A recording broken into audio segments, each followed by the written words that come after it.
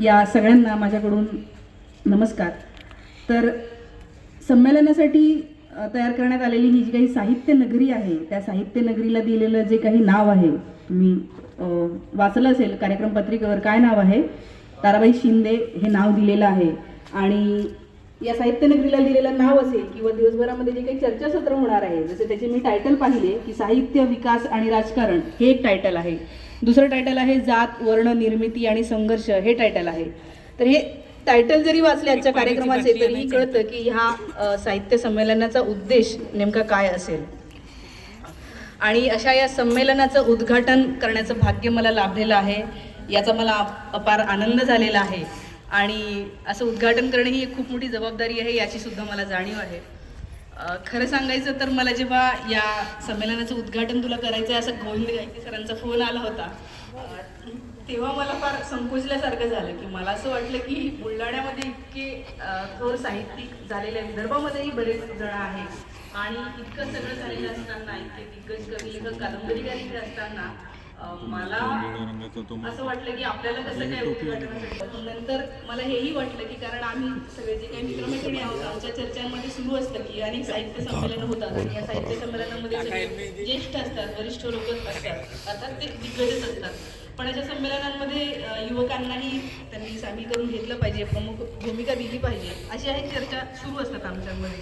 त्यामुळे मला असं वाटलं की चांगलं आहे, आपल्याला बोलण्याची संधी दिलेली आहे. त्यामुळे ही जी काही संधी आहे ती सुवर्ण संधी असं मानून साहित्यावर तसं माझं भरपूर प्रेम आहे. आणि त्यातल्या त्यात विदर्भातलं, मराठीमध्येही विदर्भातलं वऱ्हाडी भाषेतलं जे काही साहित्य आहे त्या साहित्यावर मला कायम वाटत आलेलं. शिवाय मी आत्ता जे नाटक करते आहे त्या नाटकाचं नाव आहे व्हाया सावरगाव खुर्द. दिनकर दाभाडे यांचं नाव आपण ऐकलेलं असेलच. तर व्हाया सावरगाव खुर्द ही जी कादंबरी आहे पूर्ण वऱ्हाडी भाषेमधील कादंबरी आहे. आणि या वऱ्हाडी पूर्ण कादंबरीवरचं हे जे काही नाटक आहे ते नाटक आम्ही गेले वर्षभर करतो आहोत. पुण्यामध्ये त्याचे अनेक प्रयोग झाले, मुंबईमध्ये झाले. आणि सगळ्यात चांगली सांगायची गोष्ट म्हणजे मेटा म्हणून एक अवॉर्ड असतो, Mahindra excellence in theatre award, Mahindra नावाची जी कंपनी आहे ती दिल्लीमध्ये भारतभरातल्या 10 भाषेतली नाटकं निवडतात. भारतातले 10 भाषा, त्यातल्या मराठी भाषेतलं नाटक म्हणून आमच्या नाटकाची त्यांनी निवड केली होती. तर दिल्लीमध्ये सुद्धा आम्ही आपलं वऱ्हाडी भाषेतलं नाटक दिल्लीमध्ये तिथे सादर केलं साहित्य अकादमी त्या ह्याच्यामध्ये. आणि आम्हाला याचं खरं तर खूप भूषण वाटलेलं आहे. अर्थात म्हणजे वऱ्हाडी भाषा आपली तिथपर्यंत गेली, अर्थात ती गेली म्हणून ती मोठी आहे असं मला म्हणायचं नाही आहे. ती भाषा आपल्यासाठी खूप मोठीच आहे.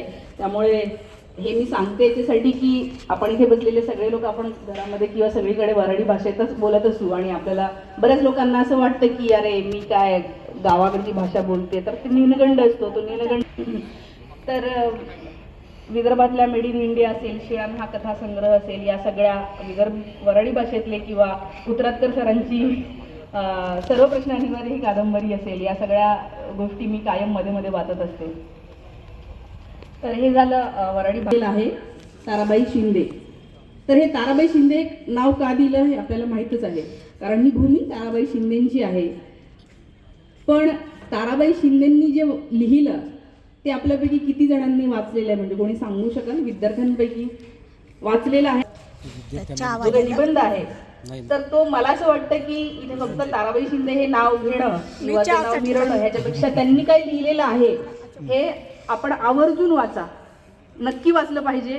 आजपासून जवळपास 150 वर्ष आधी ताराबाईंनी अशा शब्दामध्ये लिहिलेल्या ज्या शब्दामध्ये मी आज सुद्धा बोलायला घाबरत असेल कदाचित, किंवा आज कोणी लिहायचं इतकं धाडस करणार नाही आपल्या इथे बसलेले पैकी. तर अशा शब्दामध्ये ताराबाईंनी लिहिलेलं आहे. आणि ताराबाईंनी जे काही लिहिलं ते आदर्श समजत आलेली आहे.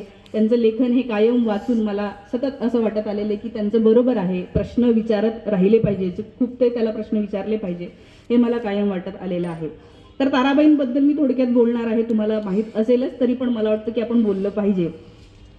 तर 1850 ते 1910च्या दरम्यानचा त्यांचा काळ, 1850